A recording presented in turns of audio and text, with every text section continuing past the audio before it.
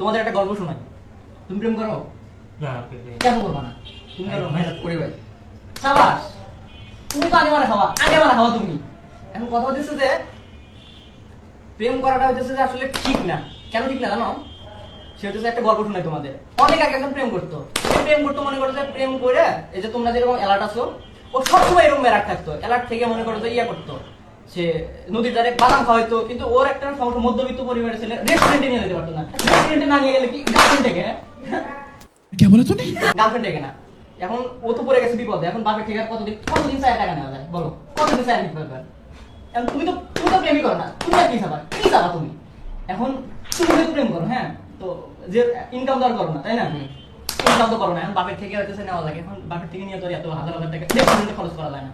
তো এই যে অ্যালার্ট থাকতেছো, এখন কাহিনী হইতেছে যদি তুমি মানে গার্লফ্রেন্ড ছাড়া যদি তুমি চাকরি করে যাও, তাহলে গার্লফ্রেন্ড একা একা থাকবো।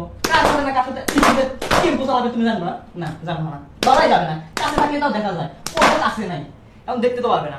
এখন কি করা লাগবে তাতে? যে খোঁজ খবর নেওয়া লাগবে। এখন যদি ও ছেড়ে চলে যায়, তাহলে আবার সেই